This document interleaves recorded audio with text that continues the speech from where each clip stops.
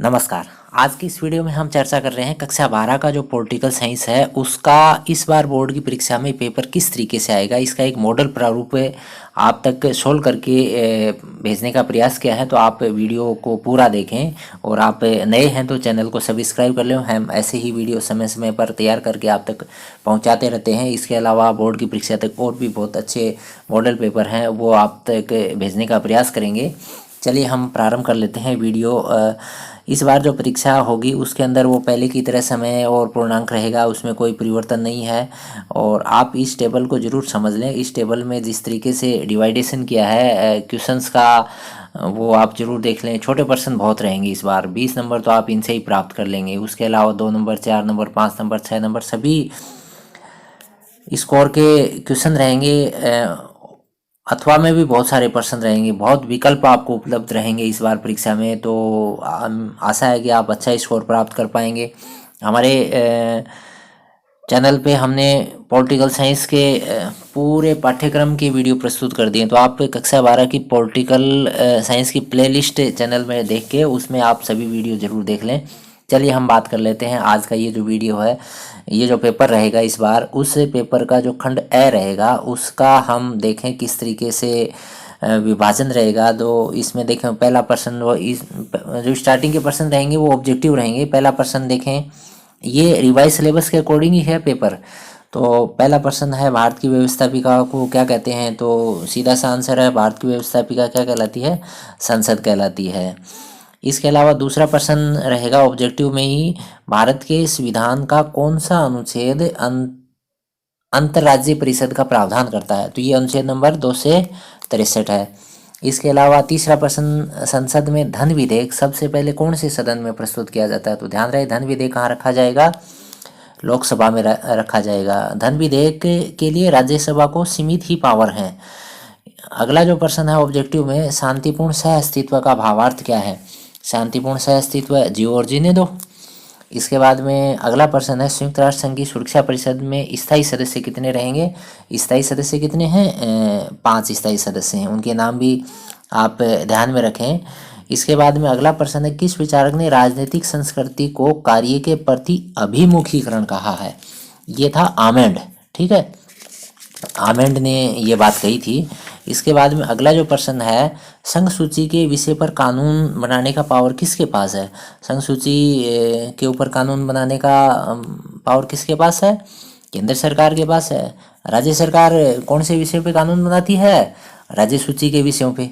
फिर अगला जो प्रश्न है, वितरणात्मक न्याय की अवधारणा को किसने प्रस्तुत किया था? वितरणात्मक न्याय की अवधारणा को किसने प्रस्तुत किया था? अरस्तु ने। ठीक है, अरस्तु ने जो न्याय के प्रारूप दिए थे, एक तो वितरणात्मक, एक सुधारात्मक। ठीक है, इसके बाद में जो अगला प्रश्न है, विश्नोई समाज के अंदर पर्यावरण संरक्षण के लिए जो बलिदान की एक घटना कौन से गांव में घटी थी? ये प्रश्न है, ये खेजड़ली, जोधपुर जिले में गांव है खेजड़ली। फिर ऑब्जेक्टिव का लास्ट प्रश्न रहेगा, लोकतांत्रिक व्यवस्था का प्राण तत्व है। लोकतांत्रिक व्यवस्था का प्राण तत्व किसे मानते हैं हम? राजनीतिक सहभागिता को। तो इस तरह से ये 10 छोटे प्रश्न रहेंगे एक एक नंबर के। तो 10 नंबर बड़े आसान प्राप्त कर लोगे आप इस बार परीक्षा में। इसके बाद में ये शॉर्ट आंसर रहेंगे, छोटे छोटे आंसर के रूप में आपको करना है, एक एक नंबर के रहेंगे। तो देखो पहला प्रश्न, आर्थिक न्याय का मुख्य उद्देश्य क्या है? तो आर्थिक न्याय का मुख्य उद्देश्य स्पष्ट है, समाज में आर्थिक समानता स्थापित करना। ठीक है। फिर प्रश्न नंबर 3 देखें, विद्यार्थी का राजनीतिक समाजीकरण कौन सी संस्था करेगी? शिक्षण संस्थाएं करती हैं ये। फिर जनसंचार के 3 माध्यम बताइए। तो जनसंचार के माध्यम जैसे इलेक्ट्रॉनिक मीडिया है, प्रिंट मीडिया है, सोशल मीडिया, इन सब से जनसंचार का काम होता रहता है। फिर राजनीतिक विज्ञान को शक्ति का विज्ञान किसने कहा? शक्ति का विज्ञान किसने कहा था? ये ध्यान रखें, शक्ति का विज्ञान कहा था कैटलिन ने। ठीक है, तो ये नाम याद रखें, किसने कहा था? कैटलिन ने। फिर ये एक लेखक का नाम पूछा गया इसमें, द वेब ऑफ गवर्नमेंट पुस्तक किस लेखक की है? तो वेब ऑफ गवर्नमेंट किसने लिखी थी? मैकाइवर ने। ठीक है, मैकाइवर ने ये पुस्तक लिखी थी। इसके बाद में जो अगला प्रश्न है, भारतीय संविधान बनाने में कितना समय लगा? बड़ा आसान प्रश्न, देखो 2 वर्ष 11 माह 18 दिन। ठीक है। फिर संविधान में किस संशोधन के बाद संपत्ति के अधिकार को मौलिक अधिकारों की सूची से हटा दिया था? तो बड़ा आसान प्रश्न है। कौन सा संशोधन हुआ था? ये 44वां संशोधन के द्वारा इसको हटा के मौलिक अधिकार में डाल दिया था। पहले मूल अधिकार था संपत्ति का जो अधिकार है, तो ये आप ध्यान में रखें, 44वें संशोधन के द्वारा इसको हटा दिया था। इसके बाद में ऑब्जेक्टिव में भी प्रश्न रहेंगे, एक एक नंबर के ही रहेंगे। सॉरी, ऑब्जेक्टिव नहीं, फिल इन ब्लैंक्स, खाली स्थान भरना। तो इसमें देखो पहला प्रश्न आपके, राष्ट्रपति राज्यसभा में कितने मेंबर मनोनीत कर सकता है? तो सीधा सा आंसर है, कितने मेंबर होते हैं? ये 12। और लोकसभा में कितने करता है? ये 2 मेंबर कर सकता है। अच्छा, फिर अगला प्रश्न रहेगा, अंतर्राष्ट्रीय न्यायालय का मुख्यालय कहाँ पर है? अंतर्राष्ट्रीय न्यायालय का मुख्यालय कहाँ पर है? हेग में। हेग, ठीक है। इसके बाद में अगला प्रश्न है, बांग्लादेश को कब स्वतंत्रता मिली थी? बांग्लादेश को स्वतंत्रता मिली थी 1971 में, ठीक है। तो ये जो खंड है, ये इसमें 20 नंबर हैं, बड़े आसान 20 नंबर आप प्राप्त कर पाओगे। तो फेल तो इस बार कोई होगा ही नहीं, सभी पास हो जाएंगे, अच्छा स्कोर भी कर लेंगे। फिर जो बै खंड रहेगा, खंड बै जो है सेक्शन बी, इसके अंदर 2-2 नंबर के प्रश्न हैं। तो इनके अंदर आप देखिए, हम पहले प्रश्न पे चलते हैं। शक्ति और प्रभाव में 2 अंतर बताने।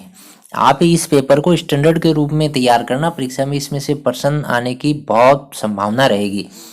शक्ति और प्रभाव के अंदर 2 अंतर। शक्ति देखो आप क्या होती है, दमनात्मक होती है, और प्रभाव इधर मनोवैज्ञानिक होता है। शक्ति अप्रजातांत्रिक है और प्रभाव प्रजातांत्रिक। इस तरीके से आप शॉर्ट में कर सकते हैं। इसके बाद में अगला प्रश्न है, समानता के 2 आधारभूत तत्व है।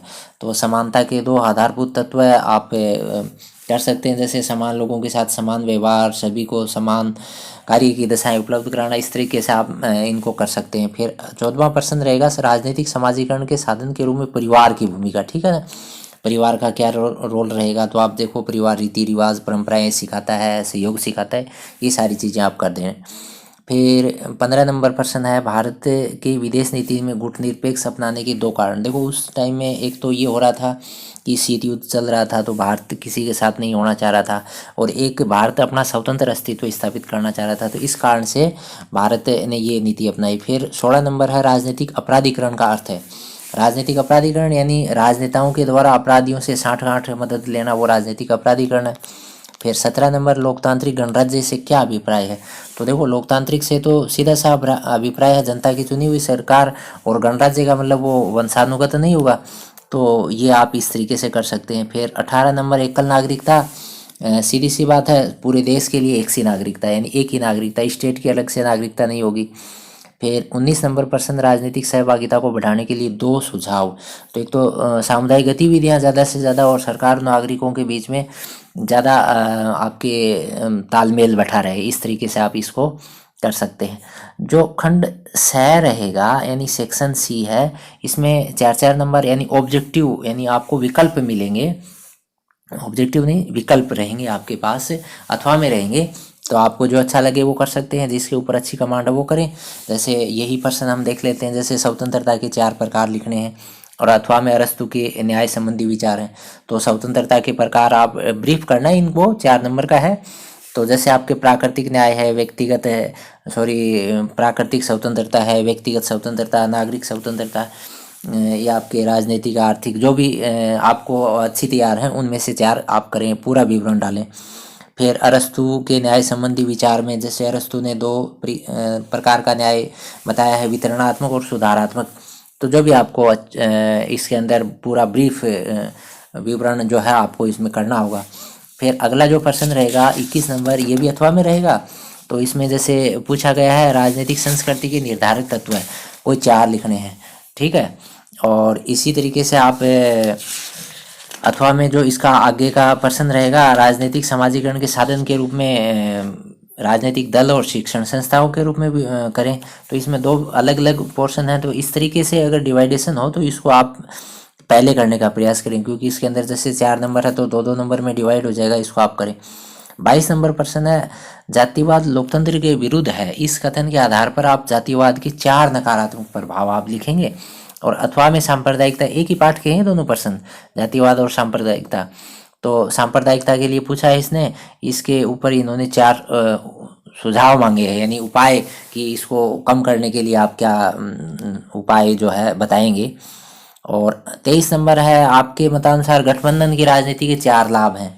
तो गठबंधन की राजनीति सीधी सी बात है, देखो इसमें मैं बता देता हूँ, वैसे बड़ा प्रश्न है, आप किताब में से इसको तैयार करें। ये शासन को निरंकुश नहीं होने देता है, अधिक से अधिक योग्य लोग आते हैं, व्यापक जन समर्थन मिलता है, विपक्ष भी मजबूत होता है, ऐसी बातें आप कर सकते हैं। फिर जैसे ये इसमें अथवा में रहेगा आतंकवादी घटनाओं के अत्यधिक मीडिया कवरेज के 4 दुष्प्रभाव।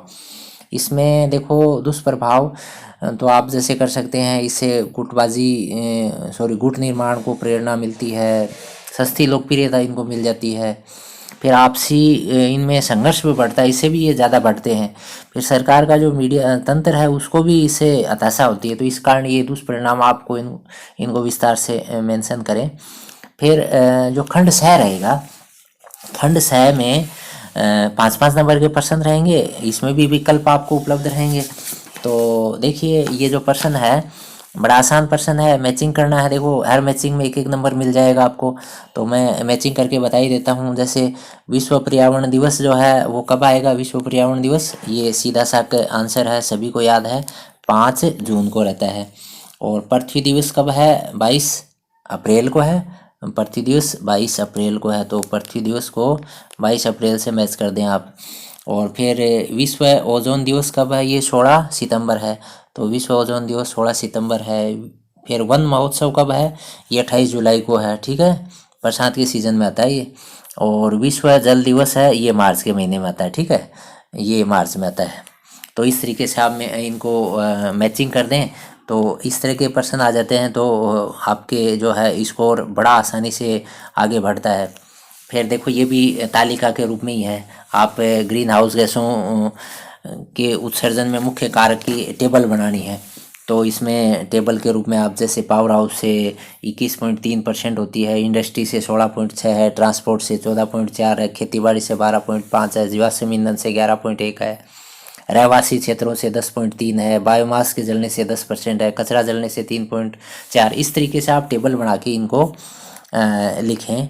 इसके बाद में अगला जो प्रश्न है, भारतीय संविधान की संघीय और एकात्मक विशेषताओं की तुलनात्मक तालिका बनाए। तुलनात्मक करें, तालिका के रूप में प्रश्न आते हैं तो आप एक तरफ आप जैसे इस तरह से आप लाइन खींच के एक तरफ एक पॉइंट लिखें, दूसरी तरफ दूसरा पॉइंट लिखें, इस तरह से आप डिफरेंस करके इनको लिखेंगे तो अच्छा स्कोर कर पाएंगे आप परीक्षा में। फिर इसी के अथवा में है जैसे भारतीय संविधान की प्रस्तावना का उद्देश्यात्मक और घोषणात्मक उद्देश्य और विवरणात्मक, इनका अलग अलग तालिका के रूप में विवरण करेंगे, तो ये अच्छा है, जो भी आपको सूटेबल लगे उसको आप करें। फिर ये अगला प्रश्न है, नीति आयोग के गठन और उद्देश्य के रूप में। देखो 3 नंबर तो इसमें हैं गठन के और 3 नंबर उद्देश्य के हैं। और अथवा में पूछा गया है भारत के संदर्भ में आर्थिक और सामाजिक न्याय पर टिप्पणी लिखिए, ठीक है। और फिर जो अगला प्रश्न है 27 नंबर, ये संसद के काम पूछे रहा है। संसद के काम है, जैसे इसमें 2 कामों के ऊपर फोकस रखा है, संविधान संशोधन कैसे है और कार्यपालिका पर नियंत्रण किस तरीके से। 3-3 नंबर में आप इसको करेंगे। फिर इसी के अथवा में है सर्वोच्च न्यायालय के अधिकार और शक्तियाँ, ठीक। तो सर्वोच्च न्यायालय के अधिकार और शक्तियाँ, मैंने पूरे इस सिलेबस के जो रिवाइज सिलेबस है इसके वीडियो भी तैयार कर रखे हैं, तो आप देख लें। चैनल को सब्सक्राइब करेंगे, प्ले लिस्ट में जाके आप उनको देखें, जो क्लास 12 की पॉलिटिकल साइंस के नाम से एक प्ले लिस्ट तैयार है उसमें जाके उनको देखें, सारे वीडियो मिल जाएंगे, आप वहाँ पर इनको ज़रूर देखें। फिर लास्ट प्रश्न देखें, भारत की विदेश नीति की विशेषताएं लिखनी है, ठीक है, 6 नंबर का प्रश्न है। और अथवा में प्रश्न है, संयुक्त राष्ट्र संघ की स्थापना के मुख्य उद्देश्य और वर्तमान में इसकी प्रासंगिकता पर प्रकाश डालिए, तो बड़ा आसान प्रश्न ये है।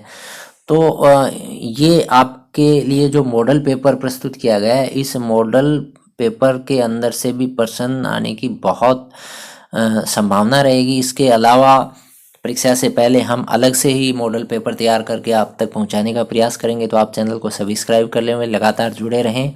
हम ऐसे ही वीडियो समय समय पर तैयार करके आप तक पहुंचाते रहते हैं, तो आप वीडियो में प्रारंभ से अंत तक बने रहे। धन्यवाद, जय हिंद।